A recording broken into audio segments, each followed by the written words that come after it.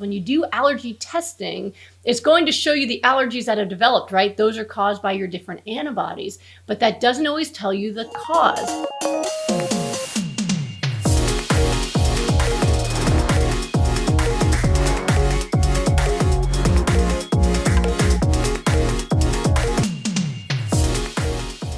All right, it was nice talking with you. Thank you so much. All right, bye-bye.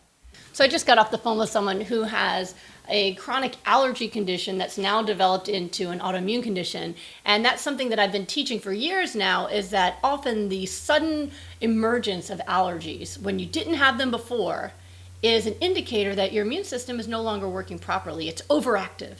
And an overactive immune system can easily become an immune system that creates autoimmune disease. And so I see a lot of people who start out by suddenly being allergic to certain fruits or vegetables or grains or soy or something when they never were in their childhood, and then later develop symptoms of Sjogren's or lupus or other autoimmune diseases, just like this woman I just talked to. So that was how her issues progressed. But she went to the doctor, went to people who are supposed to be more focused in holistic types of medicine, and they put her on programs that were focused on, at least, they're supposed to be anti-inflammatory, and they tell them to at least get rid of most dairy products, but still had a lot of meat in them. So she tried something called a Gundry program, and this is from someone who thinks that there's proteins in plants that are harming people, which has been disproven. They're called lectins. That has been disproven to be true.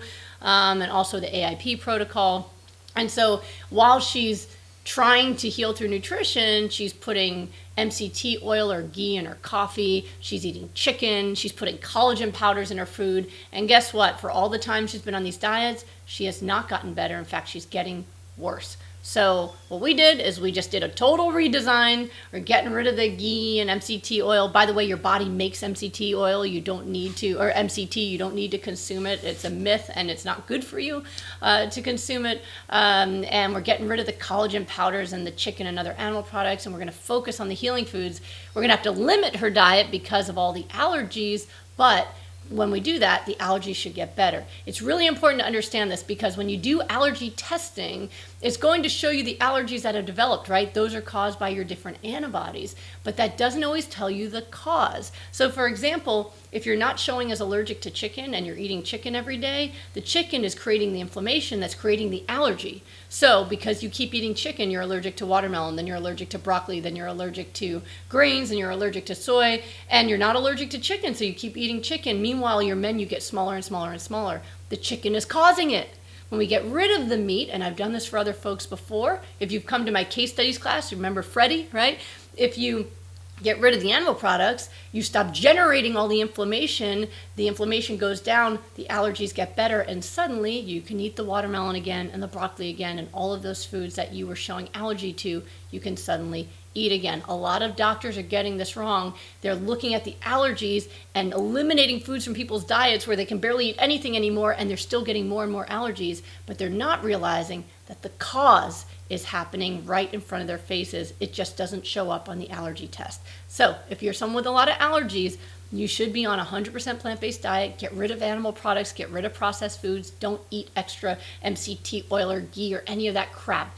Start eating really good, healthy plant foods. Start doing the green smoothies. Use the veggies that do not trigger you, so don't eat anything you're allergic to now. You'll test that later when you're feeling better. So do my healing protocol using the foods that you're not reacting to yet. Get your omega-3s up super high. Get your hydration in.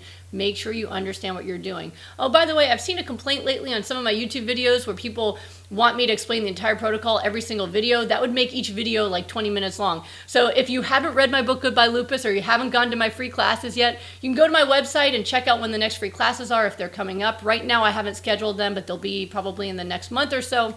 But all the information I teach in my classes is in my book, Goodbye Lupus. You can also go to goodbyelupus.com and go on the media page, and there's a bunch of articles that I've written or people have written about me and interviews I've done where I've explained it at length, okay? So every video I do in addition to that is to help you get more focused and understand even more what's happening in your body and how to take control of it. So I hope today's video helped you. Make sure you subscribe and tell all your friends, and I'll update you on how she's doing next time I see her.